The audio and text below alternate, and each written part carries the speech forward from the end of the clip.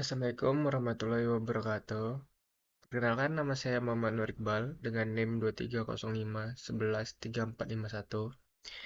Di sini saya akan membuat tugas statistik, di mana di sini dengan dosen pengampu Pak Yanwar Al-Fikri, MPD.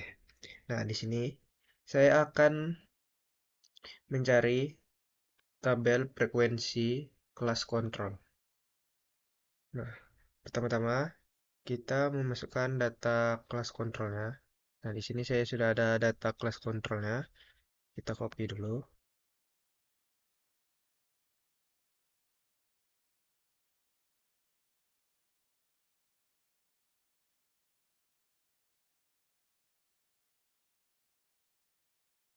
Kembali lagi ke SPSS. Kita masukkan. Nah, setelah itu kita pergi ke variable view. Kita ganti namanya menjadi nilai kelas kontrol. Desimalnya kita kurangi. Lalu kita pergi ke analyze, deskriptif statistik, ke frekuensi. Lalu kita pindahin nilai kelas tadi ke variabel di sebelahnya. Lalu kita pergi ke statistik. Kita centangin semuanya selain persentil yang ini.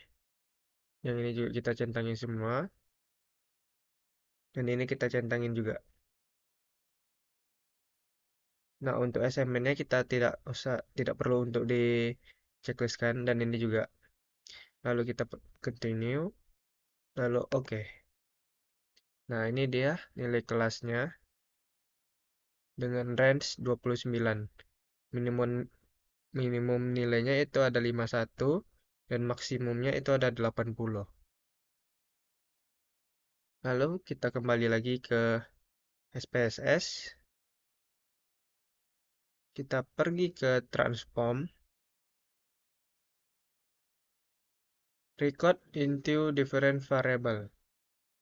Lalu kita masukin nilai kelas tadi. Nah, kita masukin di sini, namanya kita ganti dengan kelas control, labelnya value. Kita ceng,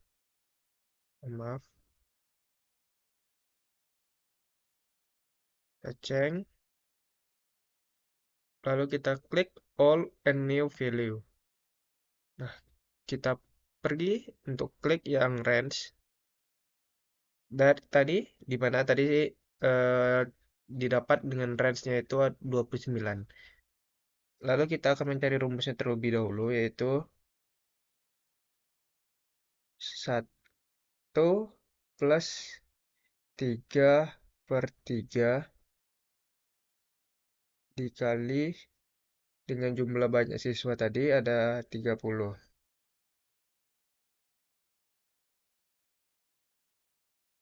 Dikali log 30.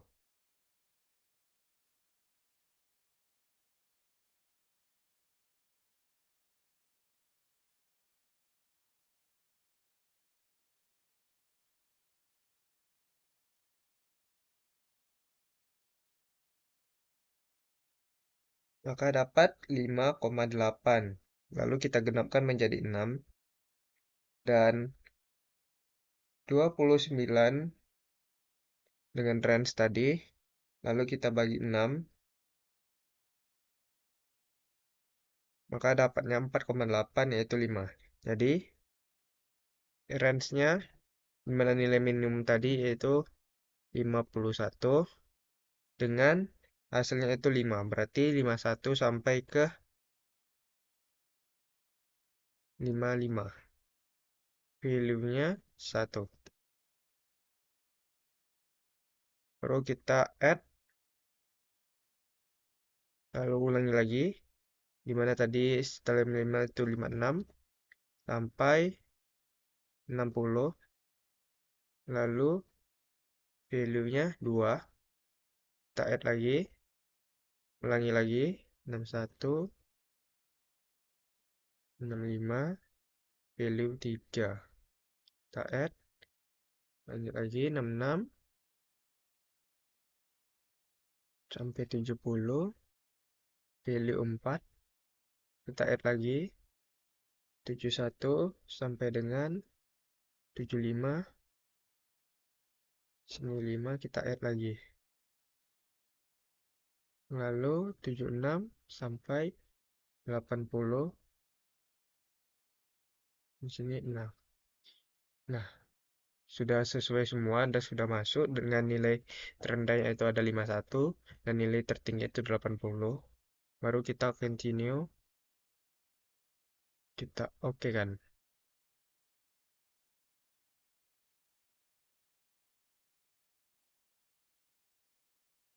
Nah, sudah dapat hasilnya.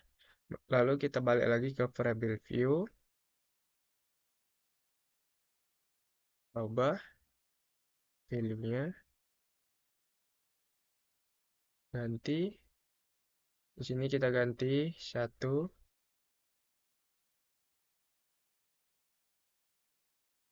51 sampai 55. 2, 56 sampai 60. 3, 61 sampai 65. 4, 66 sampai 70. 5, 71 sampai 75. Terakhir 76 sampai 80. Kalau kita oke, kembali lagi ke data view, maka sudah berubah nilainya.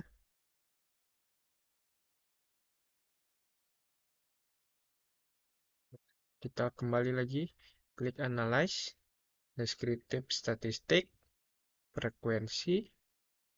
Kita masukin value kelas kontrolnya. Lalu kita pergi ke format. Oh, maaf, ke statistiknya. Oke, udah. Per chart. Lalu kita klik histogram.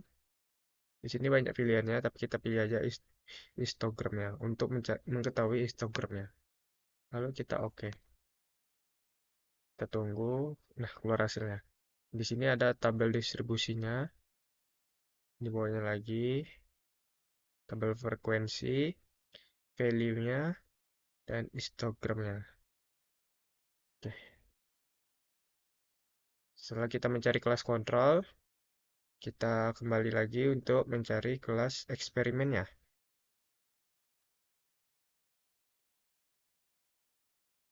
Kelas eksperimennya, kita copy lagi, balik ke SPSS. Nah, karena di sini tidak bisa kita masukin, kita tambahkan file baru. Kita masukin data yang kelas eksperimen. Oke. Setelah itu, seperti di awal tadi sama. Kita ulang lagi. Nilai kelas eksperimen. Kita ubah desimalnya menjadi 0. Lalu kembali lagi data view. Klik analyze, descriptive statistik, frekuensi, statistik lagi. Checklist seperti tadi di awal.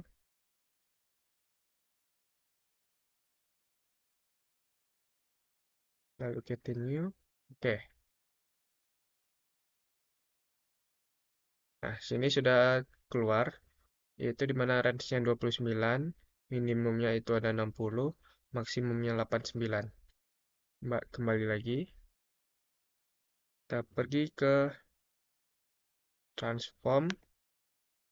Record into different variable. Masukin. Namanya kelas eksperimen. Labelnya value. Kita cek. Nah, sama seperti di awal, dengan kita mencari rumusnya terlebih dahulu, yaitu 1 plus 3,3 dikali log dikali banyaknya siswa. Nah, sudah dapat. Gitu. Kita masukin lagi nilai minimumnya tadi 60, yaitu rumus tadi itu, maka hasilnya tadi itu 6. Maka kita hitung dengan jumlah banyak siswa itu kita bagi 6, maka dapatnya ada 5. Maka kita hitung lagi 60 sampai 5. 60 berarti di sini 64, value-nya 1. Kita add, oh maaf.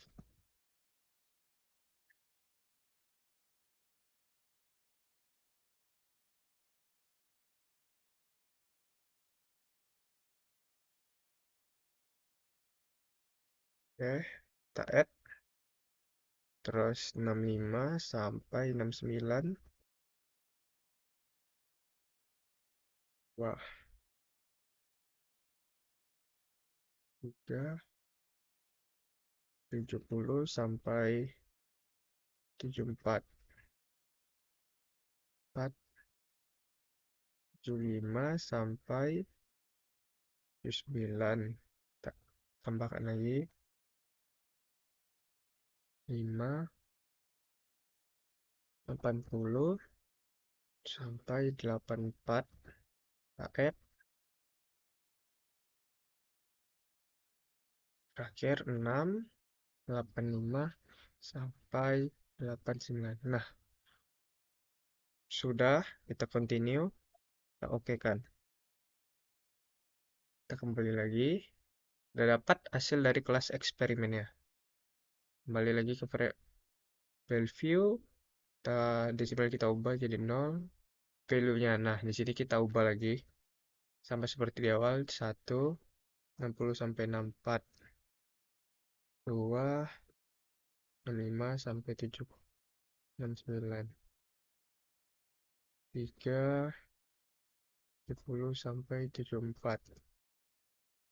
4, 75 sampai 79. 75 sampai 75 sampai 79. 5, 80 sampai 84. 6, 45 sampai 89. Klik OK. Nah, kita klik analyze lagi. Deskripsi statistik, frekuensi, masukin value-nya. Kita chart, ntar histogram lagi. Ini oke. Nah, sudah keluar hasilnya. Ini hasilnya kelas eksperimen. Oke. Lalu untuk selanjutnya kita akan mencari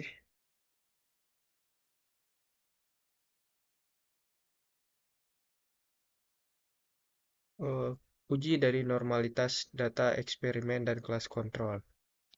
Tambahkan lagi file baru, data. Nah, kita masukin lagi data kelas kontrol dan kelas eksperimen ya.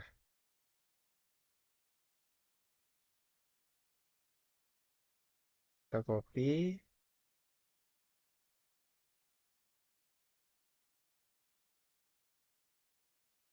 Paste. Oke. Lalu kelas eksperimennya.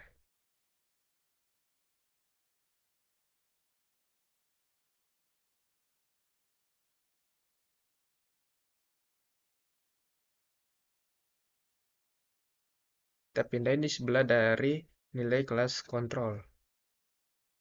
Oke, sudah kita masukin semuanya. Lalu kita pergi ke variable view. Kita ubah namanya kelas kontrol. Ini kita ubah kelas eksperimen.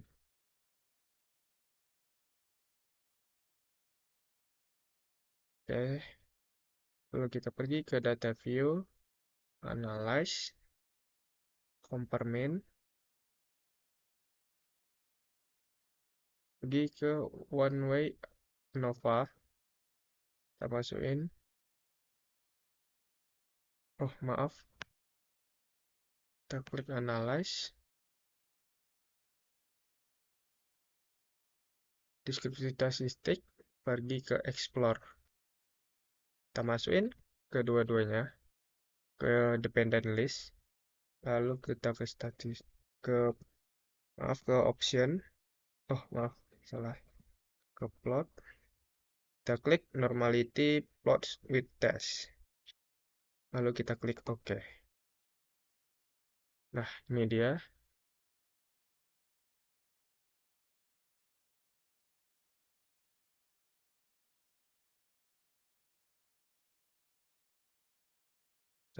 Nah, ini dia test of normality.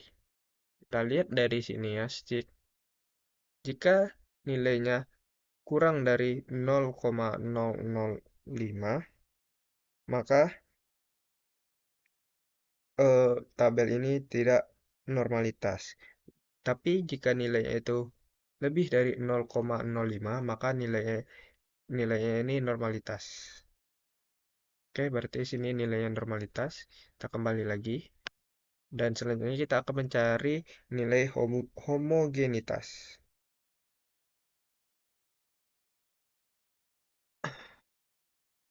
Kelas eksperimennya kita pindahkan ke bawah dari nilai kelas kontrol. Nah, ini kita hapus.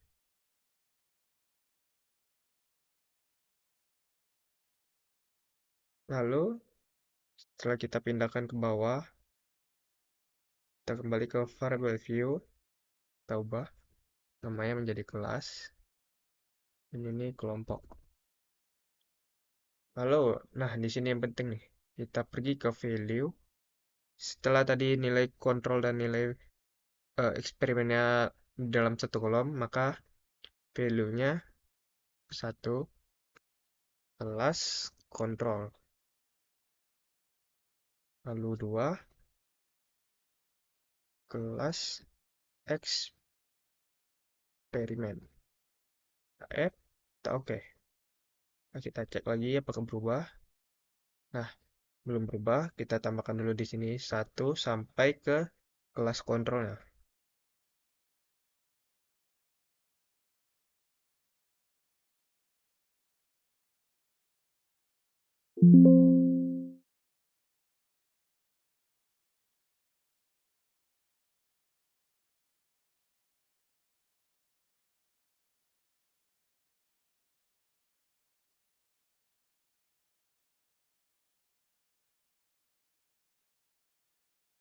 Oke, ini kita jadikan kelas eksperimen.